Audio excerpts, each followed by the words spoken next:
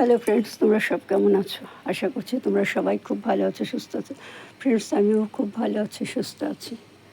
বাবা, সারাদিন ধরে পরশুদিন রাত থেকে বৃষ্টি শুরু হয়েছে, ঝিরঝির বৃষ্টি। কাল সারাদিন গেছে, আজকে সকালের দিকে ভালো মোটামুটি জোরেই বৃষ্টি হয়েছে। তারপরে এই এখন বৃষ্টিটা কমেছে। আর এই বৃষ্টিটা কমাতে আমি কী করলাম, এখানে যত ফুল গাছগুলো ছিল দেখো ভালো করে,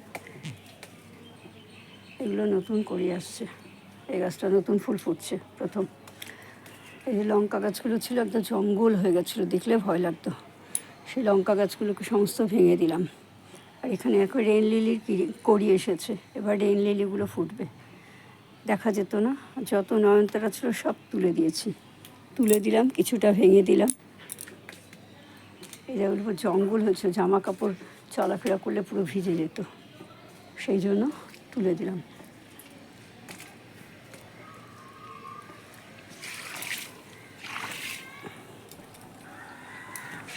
এখানটা এত জল না, কি বলবো।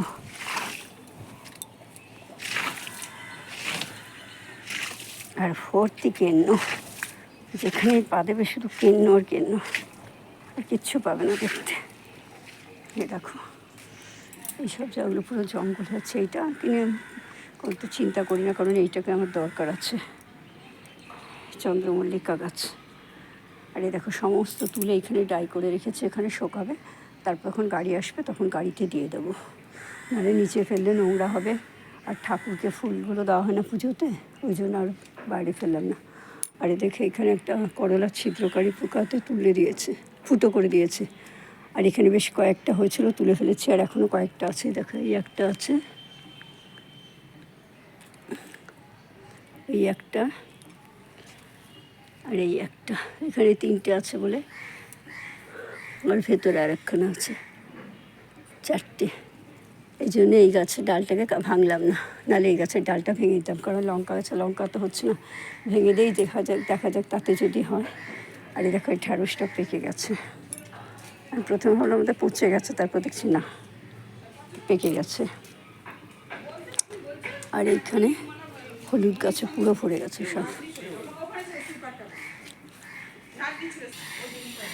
ভর্তি হলুদ গাছ হয়ে গেছে, পুরো পড়ে গেছে। দেখ এখানেও তাই, যেখানে দেবে সেখানে শুধু হলুদ গাছ ভরে গেছে।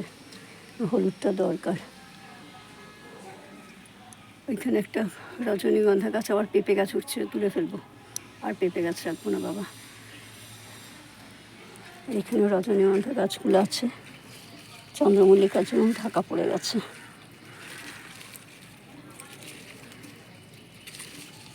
দেখো চন্দ্রমল্লিকা গাছগুলো এমন ছড়িয়ে গেছে, এগুলো দেখা যাচ্ছে না। যেখান দিয়ে পেরেছে সেখান দিয়ে বেরিয়ে গেছে। আর এগুলো সব আগাছা, এতক্ষণ ধরে আগাছাও তুললাম।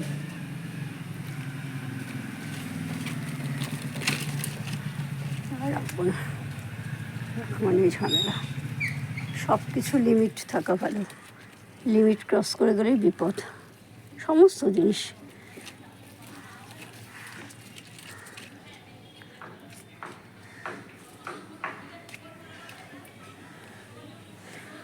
এটা মনে সম্ভবত কী ফুল আমি জানি না, তবে ঝিঙা ফুল না সেটাই বলতে পারি। ঝিঙা ফুল দিনের বেলা ফোটে, আর ঝিঙে ফুল রাত্রিবেলা ফোটে।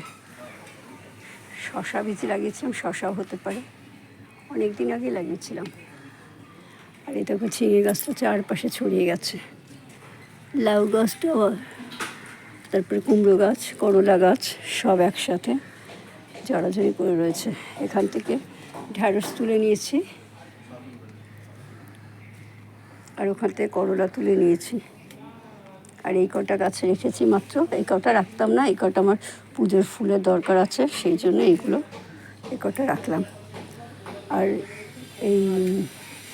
এই গাছটা, এর ভেতরে আর একখানা রয়েছে।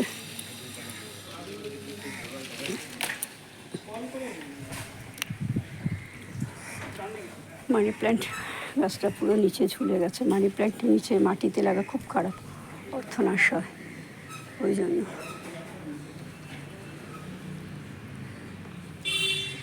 ওটাকে টেনে এপাশে তুলে দিলাম। আর এই গাছগুলোও ঝুলে গেছে এপাশে, বালতিটা ভেঙে গেল ধরতে গিয়ে। এপাশে সমস্ত কিছু পরিষ্কার করে দিয়েছি, একদম পুরো পরিষ্কার করে দিয়েছি। লেবু গাছে হয়ে হয়ে একদম সর্বনাশ হচ্ছে। আর এই নয়নতারা ফুলটা তুলতে পারলাম না, গোড়া পুরো একদম, এই একটা কড়াই ছিল ইন্ডাকশানে করে, ফুটো করে একদম শেকড় নিচে চলে গেছে। এইটারও তাই অবস্থা, কাঞ্চন ফুল গাছেরও। এগুলো রিপোর্ট করতে হবে। আর এখানে যে ছিল ওই জুঁই ফুল, ওকেও বিদায় করে দিয়েছি। সমস্ত কিছু তুলে পরিষ্কার টরিষ্কার করে দিলাম। এখন বাগানটা কত হালকা লাগছে, দেখো এখন কি সুন্দর লাগছে না? এখন কি সুন্দর হালকা লাগছে, দেখতেও ভালো লাগছে। তবে এই যে মাটিগুলো সব ধুয়ে বেরিয়ে যাবে, ধসে না ধুয়ে বেরিয়ে যাবে। মাটিগুলো উঠে আছে না, এগুলো বেশিরভাগই বালি, মাটি কমাচ্ছে, বালি বেশি। আর একটা বেল গাছ হয়েছিল, ও গাছটাকে লাগিয়ে রেখেছি, হলে ভালো, না হলে ওটাকে তুলে ফেলে দেবো।